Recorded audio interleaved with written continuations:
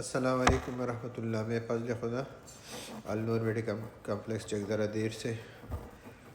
یہ شوگر کے متعلق ایک معلوماتی ویڈیو ہے، اور آج ہم اس میں شوگر کے مختلف اقسام کے لیے اس کی تشخیص کے لیے ٹیسٹ کے حوالے سے بات کریں گے۔ تو شوگر کی جیسے مین دو عام قسمیں ہیں، ڈائبٹیز ٹائپ 1 اور ڈائبٹیز ٹائپ 2۔ تو ڈائبٹیز ٹائپ 1 جو ہے، اس کے لیے ایک عام ٹیسٹ کیا جاتا ہے جس کو کہتے ہیں IAA انسولین اینٹی باڈی ٹیسٹ، کیونکہ یہ ایک آٹومیون ڈس آرڈر ہے جسم کا، تو اس کی گہرائی میں نہیں جائیں گے، ہم آئیں گے ڈائبٹیز ٹائپ 2 کی طرف۔ تو اگر کسی کو بار بار پیشاب آ رہا ہو، یا کسی کو بہت زیادہ پیاس لگ رہا ہو، اور وہ کسی ڈاکٹر کے پاس جا کے اپنا مسئلہ رپورٹ کرتا ہے، تو شوگر کے حوالے سے سب سے پہلے اس کا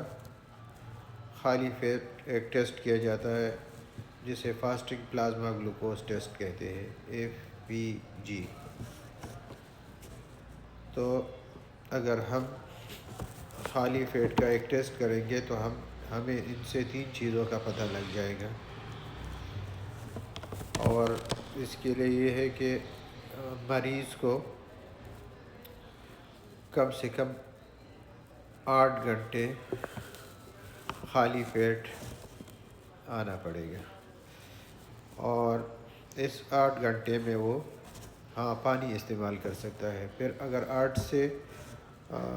گھنٹوں سے 10 گھنٹے سے زیادہ ہو جائیں گے تو کبھی کبھی پھر شوگر کا مقدار بڑھ سکتا ہے، کیونکہ جسم میں فیٹس کا ڈیکمپوزیشن ہوتا ہے، اور وہ پھر گلوکوز میں چینج ہو کے شوگر کا مقدار بڑھاتے ہیں۔ تو یہ کم سے کم 8 گھنٹے اور زیادہ سے 10 گھنٹے کا دورانیہ رکھتے ہیں۔ اگر ہماری FPG یا فاسٹنگ شوگر 100 سے نیچے ہو تو یہ اس کو ہم نارمل صورتحال کہہ سکتے ہیں۔ اگر یہ 100 سے اوپر اور 125 کے درمیان ہو تو اسی صورت میں ہم اس کو کہیں گے پری ڈائبٹیز۔ ڈائبٹیز 126، اگر رزلٹ ہمارے پاس 126 سے اوپر آئے خالی پیٹ، تو پھر ہم اسے کہیں گے کہ یہ شوگر ہے، شوگر کی ابتدا ہے۔ اور شوگر کہ اس غلط فہمی میں نہیں رہے کہ یہ ایک عام بیماری ہے، بلکہ یہ ایک کرانک اور پروگریسو بیماری ہے۔ کتابیں یہ لکھتے ہیں کہ ایک کرانک اور پروگریسو بیماری ہے۔ کرانک اور پروگریسو کا مطلب یہ ہے کہ یہ ایک سخت قسم کی، اور پروگریسو جو بار بار بڑھ رہا ہو، مطلب 8-10 سال اگر کوئی ڈائبٹیز ٹائپ 2 میں رہتا ہے تو پھر دوائیوں سے وہ کنٹرول نہیں ہوتا، اور اس کو انسولین دیا جاتا ہے۔ تو اس کے بعد اگر ہمارے پاس فاسٹنگ والے مریض کے یہ صورتحال ہو تو اس کے بعد ہم آگے جاتے ہیں اور ایک ٹیسٹ کرتے ہیں، اس کو کہتے ہیں اورل گلوکوز ٹولرنس ٹیسٹ۔ اس میں مریض کو 1 سے 2 گھنٹے کے دوران لیکوڈ یعنی پانی کی طرح جوس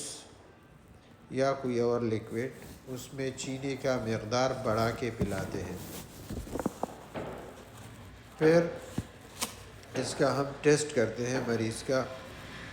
تو اگر یہ 140 سے کم ہوگا تو ہم اسے کہیں گے کہ بھائی یہ مریض نارمل ہے۔ اگر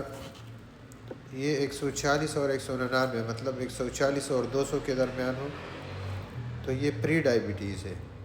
مطلب بالکل یہ مریض کنارے پر پہنچا ہے اور اس کو ایک دھکے کی ضرورت ہے، پھر اس سے آگے ڈائبٹیز والی پٹی شروع ہوتی ہے۔ اور جو ڈائبٹیز کے مریض ہے 200 یا 200 سے اوپر کھانے کے بعد یا گلوکوز ٹولرنس ٹیسٹ کے بعد اگر یہ رزلٹ آئے ہمارے پاس تو مریض کو بالکل پھر نگہداشت کرنی چاہیے اور کسی ڈاکٹر کو دکھانا چاہیے اور خود سے کوئی بھی دوائی یا کوئی بھی چیز استعمال نہیں کرنا چاہیے۔ اس کے بعد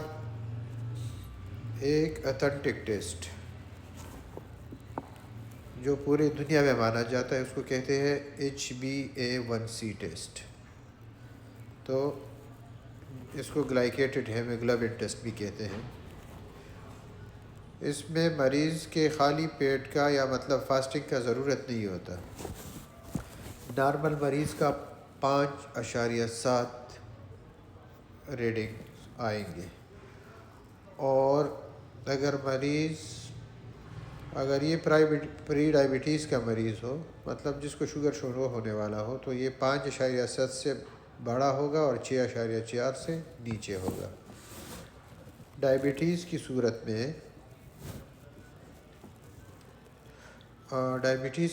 میں یہ 6.4 سے اوپر ہوگا۔ اس کے بعد اگر مریض کو مطلب یہ پیرامیٹر میں ڈائبٹیز اگر ہم ڈائگنوز کر لیں تو پھر ڈاکٹر حضرات اس کو مریض کو ایک ٹیسٹ تجویز کرتے ہیں جس کو کہتے ہیں سی پیپٹائڈ ٹیسٹ، جس میں انسولین کے مقدار کو دیکھا جا سکتا ہے یا جانچا جا سکتا ہے، اور اس کے ساتھ ہم مریض کا پھر ٹرائیگلیسرائڈ ٹیسٹ کرتے ہیں۔ تو بعض پیشنٹ پھر ایسے ہوتے ہیں کہ جن کو شوگر ہوا ہو اور اس کو پتہ نہیں ہو، تو پھر کمپلیکیشن کی صورت میں مریض کے گردوں کے ٹیسٹ جس کو کڈنی کے ٹیسٹ، جو بعض مریضوں میں البیمن یا کیٹون باڈیز آتے ہیں، اس کو دیکھا جاتا ہے۔ لیور کے حوالے سے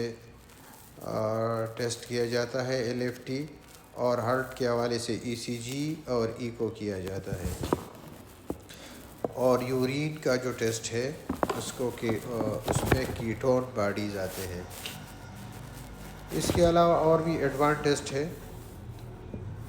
جس کو کنٹینیوس گلوکوز میٹرز کہتے ہیں یا بلوٹوتھ انیبل گلوکوز میٹر کہتے ہیں، یہ کیے جاتے ہیں۔ تو ان سارے چیزوں کو دیکھ کر اگر کسی مریض کو یہ لگے کہ میں بیمار ہوں، تو ان کو چاہیے کہ پھر وہ اپنا علاج خود نہیں کرے، وہ باقاعدہ کسی ڈاکٹر کو دکھائے، اپنے ڈاکٹر کو دکھائے، اور یہ بڑی کرانک اور سیریس بیماری ہے، اور ان کے جو کمپلیکیشن ہے، ان کے جو نقصانات ہیں، آگے ان سے بچا جا سکے۔ کسی کے باتوں میں آ کر اور فیس بک یا ٹک ٹاک وغیرہ کے ڈاکٹر یا حکیم یا کوئی ہومیوپیتھک ڈاکٹرز جو لوگوں کو ورغلاتے ہیں اپنی ویوز کے لیے یا اپنے دکانداری کے لیے یا اپنے دکان چمکانے کے لیے، تو ان چیزوں سے پرہیز کرے اور ایسے لوگوں کے پاس بالکل نہیں جائے، بلکہ باقاعدہ جو اس کا ڈاکٹر ہو، مطلب انڈوکرائنالوجسٹ ہو یا اس کے متعلق جاننے والا میڈیکل اسپیشلسٹ یا جو قابل بندہ ہو جو آپ کو کمپلیکیشن اور ہر چیز کو آرام سے سمجھا سکے۔ بہت بہت شکریہ۔ اللہ حافظ۔